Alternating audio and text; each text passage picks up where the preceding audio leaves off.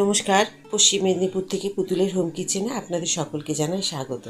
আশা করি আপনারা সকলেই খুব ভালো আছেন, আমিও খুব ভালো আছি। আপনাদেরকে প্রথমেই আমি প্রতিটা ভিডিওর মতো মনে করিয়ে দেবো, প্লিজ লাইক, সাবস্ক্রাইব আর শেয়ার করতে একদম ভুলবেন না। আমার নতুন নতুন ভিডিওগুলো, নতুন রান্না একটু ধরনের আলাদা, তো সেই রান্নাগুলো নতুন বন্ধুদেরকে দেখার সুযোগ করে দেবেন শেয়ার করে। আর এটাই আপনাদের কাছে বারবার আমি রিকোয়েস্ট করে থাকি। তো আমি এতক্ষণ ধরে মশলার বাটিটা দেখাচ্ছি। আজকে আমি করব যে রসুন পেঁয়াজ দিয়ে বাঁধাকপির তরকারি। তো সরস্বতী পুজো উপলক্ষে আমাদের হয় পোলাও নাহলে খিচুড়ি করি। তো আজকে আমি খিচুড়ি করব। তো খিচুড়ির সাথে কিন্তু বাঁধাকপি বা চচ্চড়ি এটা খুব ভালো লাগে খেতে। তো আমি বাঁধাকপি দিয়ে আজকে বাঁধাকপি করব আর টমেটোর চাটনি। তো টমেটোর চাটনি অনেকবার আপনাদের দেখিয়েছি। আজকে শুধু বাঁধাকপি আর খিচুড়ি কীভাবে করলাম খুব সহজ উপায়ে, তাড়াতাড়ি হবে সেটাই দেখাবো। তো আমি দেখলেন যে আমি ফোড়নে দিয়েছি শুকনো লঙ্কা, 3টে তেজপাতা আর 5 ফোড়ন। আজকে জিরে ফোড়ন দিইনি। আর দিয়ে দিলাম ডুবো ডুবো করে কেটে রাখা আলু, সেগুলোকে একটু তেলে ভালো করে লাল করে ভেজে নেব। আমাদের শীতের শুরুতেই দেখবেন যখন কচি বাঁধাকপিগুলো ওঠে তখন যেভাবেই আপনি রান্না করুন তার স্বাদ হয় কিন্তু আলাদা। আপনি যদি সেদ্ধ করেও একটু নুন মিষ্টি দিয়ে নামিয়ে দেন তার দেখবেন স্বাদ হয় আলাদা। কিন্তু এখনকার বাঁধাকপি একটু ছিবড়ে ছিবড়ে হয়ে যায়, ভালো লাগে না, যেন কেমন স্বাদ হয়ে যায়। তার জন্যই রসুন পেঁয়াজ দিয়ে করলে তাহলে একটু ভালো লাগে। তো আমি কপিগুলোকে ভালো করে কেটে জল ঝরিয়ে প্রেশার কুকারে সিটি দিইনি, একটুখানি ভাপিয়ে নিয়েছি। সিটি দিলে খারাপ হয়ে যাবে। তারপরে জলটা ঝরিয়ে নিলাম।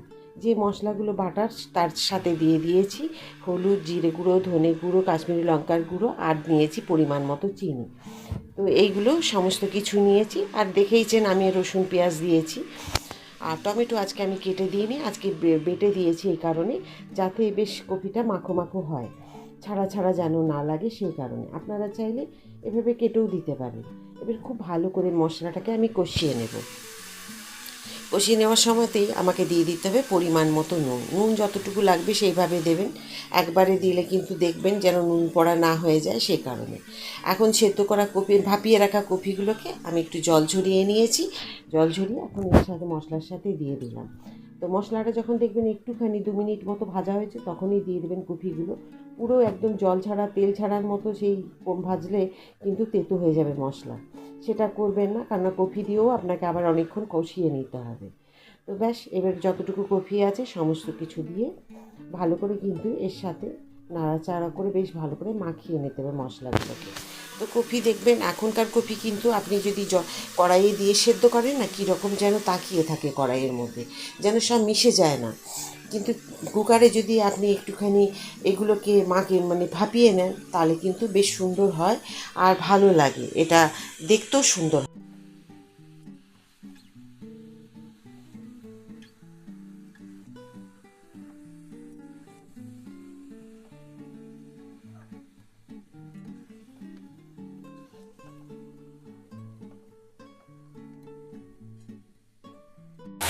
আমি কতগুলো মটরশুঁটি ছাড়িয়ে রেখেছি সেগুলোকে দিয়ে দেব।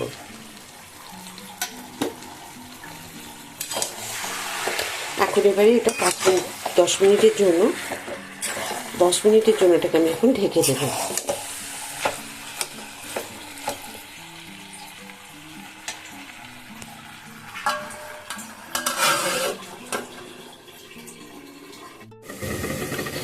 গোবিন্দভোগ চাল আর মুগ ডাল দিয়ে খিচুড়ি করবো, তার জন্য আমি 1 কৌটো চালকে ডাল ভালো করে ধুয়ে পরিষ্কার করে নিয়েছি।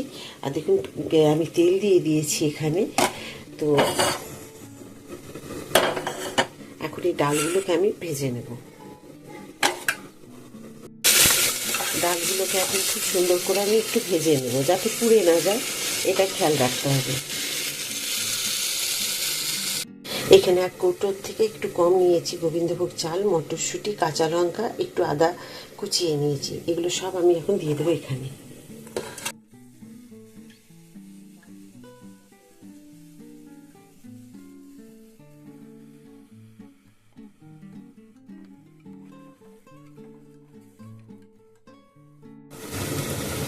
এখন দিয়ে দেবো একটা টমেটো, একটু গ্রেট করা আদা,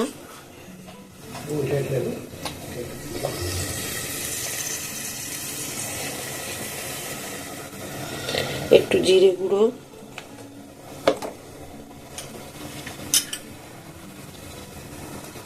একটু হলুদ,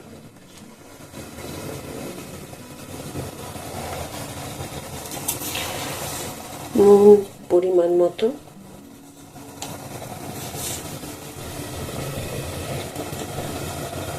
দিয়ে দেবো চিনি।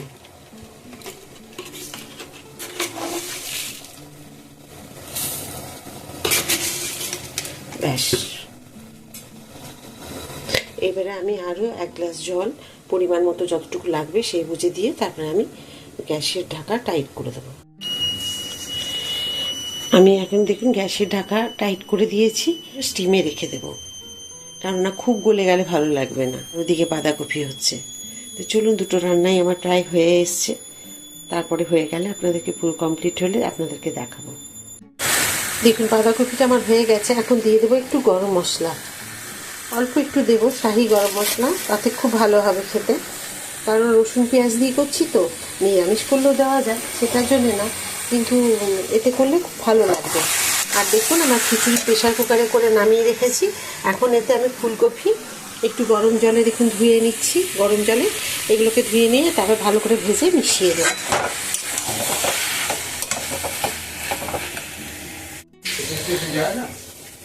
দেখুন এখানে আমি কাজু বাদাম, তেজপাতা আর শুকনো লঙ্কা দিয়েছি, আর এখানে দিয়ে দিচ্ছি লবঙ্গ, এলাচ আর জিরে।